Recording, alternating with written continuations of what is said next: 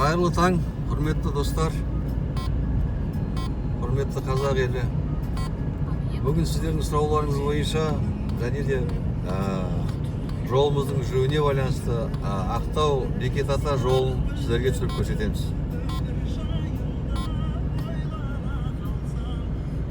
Қазір Ақтау таңғы сағат 7-тен кетті. Ақтау қаласы жол жүріп бастап келе жатыр. Бірінші елді мекеніміз алдымызда Жетібай болады. Жетібайдан өткеннен кейін Жетібай деген жаңағы мұнайшылардың ауылы. Оның ар жағында Жаңаөзен қаласы. Одан Жаңаөзен қаласынан өткеннен кейін Қызылсай болады. Одан кейін ар жағын көрсетіп отырамыз.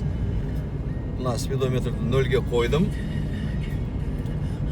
Қазір қанша километр Ақтау мен Атаның арасы қанша болатынын сіздерге көрсетемін. Сұрақтарыңыз болса жазасыздар ғой.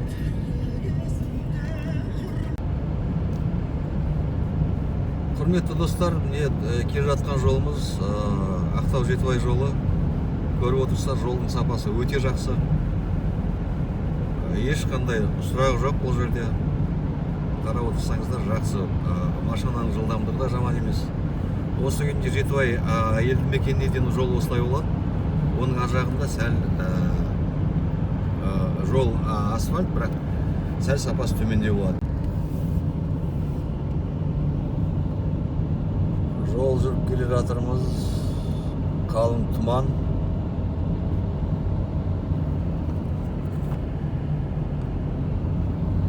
Жылдамдықты асыра алмай келе жатыр, солай ма десе?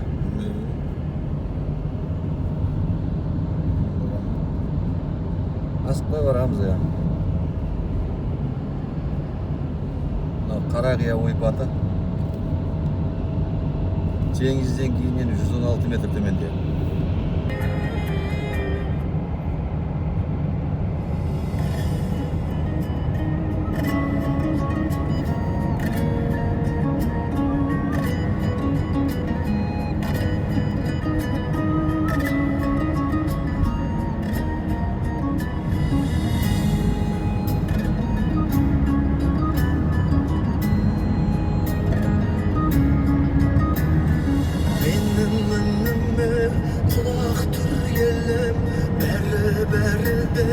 Сынақ білемін өмір жайында ойлана қалсам, ерсіз адамдай жылап күлемін. Жүрміз өлместей өмірге келіп. Құрметті көрермен, біз Жетібай елді мекеніне келдік, бірақ күннің тұман болуына байланысты сіздерге көрсете алмай жатырмыз. Қазір сәлден кейін мына жақсы жол бітеді, сәл жаман жол басталады. Жаңағы жақсы жолымыз енді таусылды, немесе бітті. Енді онша емес жол басталды. Өзенге дейін осындай жол. Негізі жол трасса салынып жатыр, тұман болғаннан кейін сіздерге оны көрсете алмай жатыр. Міне жол жасалып жатыр, міне қандай бригадалар. Ақтау Жаңаөзен жолы.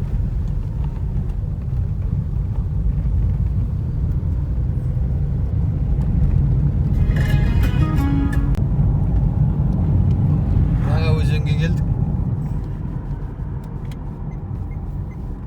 Ар жаққа да жолды жүре береміз әлі де.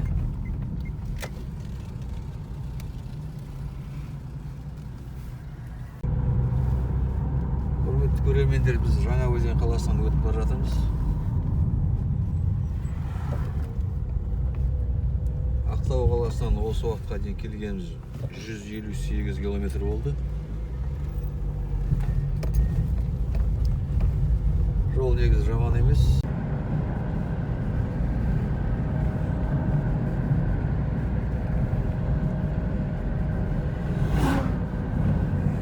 Мұнай насостары ма?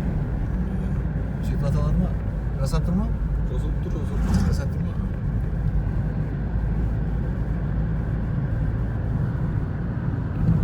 Тұман болғаннан кейін жақсы көрінбейді, әйтпесе көп, я? Көп. мынау біздің Қызылсай ауылымыз. Сол Қызылсай ауылына келдік қазір. Осы атаның басына кетіп бара жатқандағы елді мекеннің ең соңғысы. Одан кейін елді мекен болмайды. Жол әлі асфальт.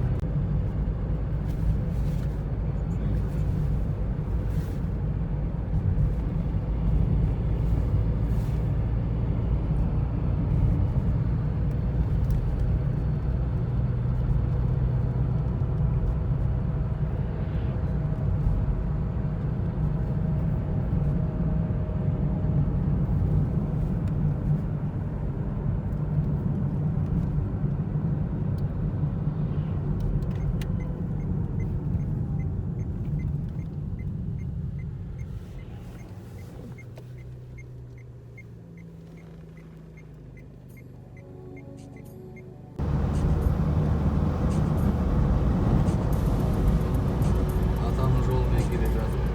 Алға шыққанымызға 200 шақырым болды.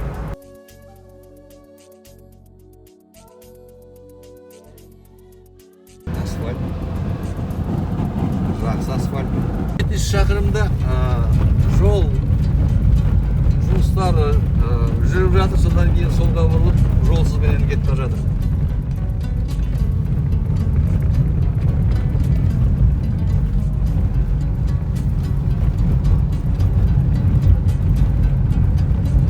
Біздің грейдер деген жолымыз. Егер жол жаман емес, 60-70-ті жақсы ұстап отыруға болады. Жол құрғақ, ауа райы жақсы.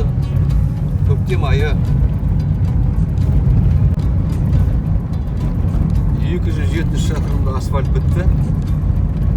Енді келе жатқанымыз мынау грейдер жол. Жол жаман емес сияқты ғой, Жол жақсы. жол жақсы, 60 пен 70 пен отырғанның өзі бұрын сәл қиындау еді, келген кезде сәл жақсы болды. Мына жақта жол жасап жатыр.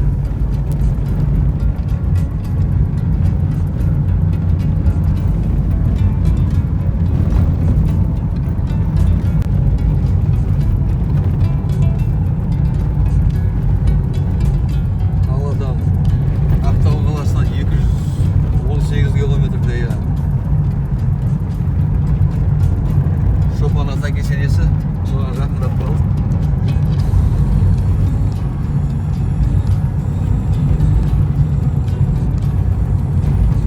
Асфальт жолын таусылды ғой енді. Тек енді грейдер болады.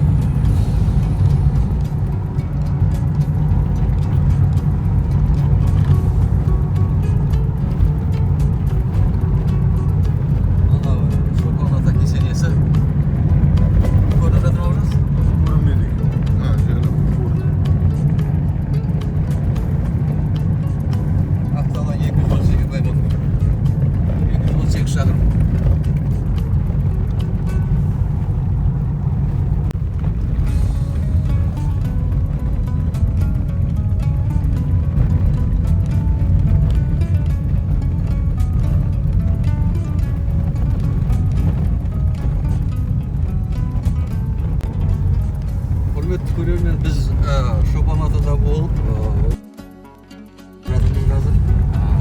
Енді Бекет атаға жол грейдер немесе тас жол дейміз ғой.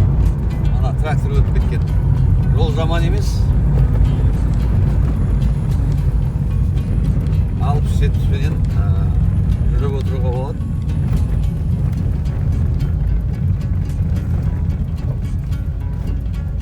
Қазір көрсетеміз, оң жақтарымызда мына жерде асфальт жол салынып жатыр. Атаның басына дейін. Бірақ ол жол әлі біткен жоқ. Шамамен ол жолдың бітуі ендігі жылы өтейін да. Ендігі жыл деп айтты ғой. Бір жыл ма, 2 жылдың ішінде саламыз деді ғой. Ал әдісше мынандай тас жолмен баса бересіздер. Ауа райы керемет. Қазір ауа райы керемет болып тұр. Анау тракторлар жұмыс жүріп жатыр.